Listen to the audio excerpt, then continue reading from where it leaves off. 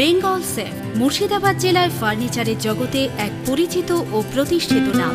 Bengal safe ৫৭ বিবি Sen road, Baharampur, Murshidabad.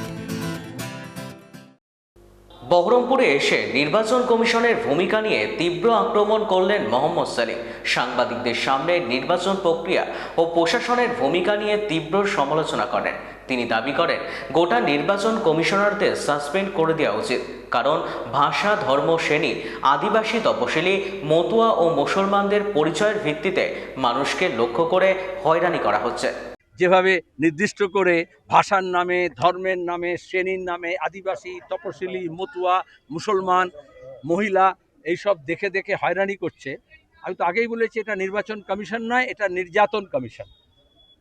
কিন্তু নির্যাতন commission যখন গত ৩ মাস ধরে বাংলার মানুষ এবং দেশের বিভিন্ন প্রান্তের মানুষকে অসহায় অবস্থায় ঠেলে দিয়েছে, তখন এই সরকারি অফিসার, রাজ্য সরকারে যাদেরকে মমতা দলদাস বানিয়েছিলেন, যারা বিডিও, এসডিও, ডিএম বলে পরিচিত, তারাও সব সিও থেকে শুরু করে বাকি সব ইসিআইয়ের দলদাস হয়ে গেল। এই জন্য আমরা বলেছিলাম যে আইন মোতাবেক কাম করো, সংবিধান মোতাবেক কাম করো। এই জন্য আমাদের এই জেলার ভগবানগোলা পরিযায়ী শ্রমিক আন্দোলনের নেত্রী, পার্টির আমাদের কর্মী মুস্তারিফ বানু সুপ্রিম কোর্টে গিয়ে মামলা করেছেন এবং তাকে আমরা দিল্লিতে পাঠিয়েছিলাম। তাহলে সেখানে দাঁড়িয়ে দেখা গেল সর্ষের মধ্যে ভূত। ইসিআই যেমন আরএসএসের বই থেকে পাতা বার করে আর কিভাবে বাংলাদেশি, রোহিঙ্গা, জেহাদি, মুসলমান তাদেরকে ব্যতিব্যস্ত করে তোলা যায় এই নাম দিয়ে, যা আরএসএসের কেতাবে, সেটা করছে মমতা ব্যানার্জির সরকারি অফিসারগুলো বিডিও, এসডিও, ডিএম অফিসে বসে সেই কেতাব অনুযায়ী আরও মানুষকে হিয়ারিংয়ের নাম করে, ডাকার নাম করে, লজিক্যাল ডিসক্রিপেন্সির নাম করে সবচেয়ে ইলজিক্যাল কাজকর্ম করছে। সেখানে বিজেপি, তৃণমূল সব এক হয়ে গেল।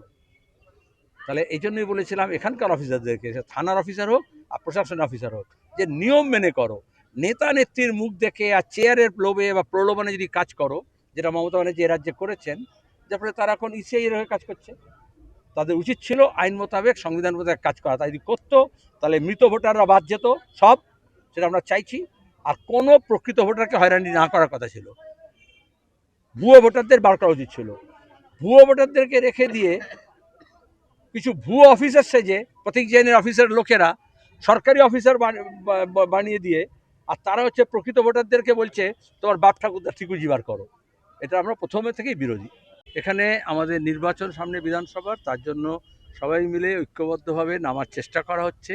বিজেপি, তৃণমূল বিরোধী শক্তিগুলোকে এককাট্টা করছি। তার আগে আমরা বামফ্রন্টের সমস্ত শক্তিগুলোকে সমত করেছি। সেই আলোচনাগুলো চূড়ান্ত পর্যায়ে আছে। আজকে আমি যখন এখানে আছি, তখন আমাদের পার্টির 2 নেতা আরএসপির সঙ্গে রাজ্য অফিসে বৈঠক করছেন। আসন সমঝোতা আমরা 18 তারিখের মধ্যে বামফ্রন্টের বৈঠক, তার মধ্যে বামফ্রন্টের মধ্যে আসন সমঝোতা কমপ্লিট করব।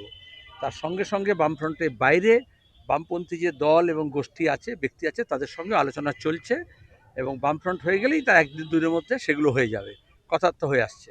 যেমন সিপিআইএমএল লিবারেশন, আরও কয়েকটা সিপিআইএমএলের গোষ্ঠী আছে, দল আছে, ব্যক্তি আছে বামপন্থী।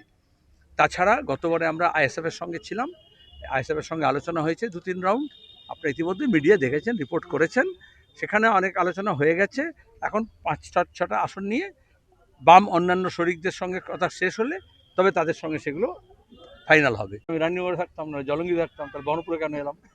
আমাকে গোটা রাজ্যের মানুষ বামফ্রন্টকে চাইছে এবং বামফ্রন্ট ঐক্যবদ্ধভাবে লড়াই করার প্রস্তুতি নিচ্ছে। তার মধ্যে বামফ্রন্টের বাইরে যে বামপন্থীরা আছে তাদেরকেও সঙ্গে নিচ্ছি।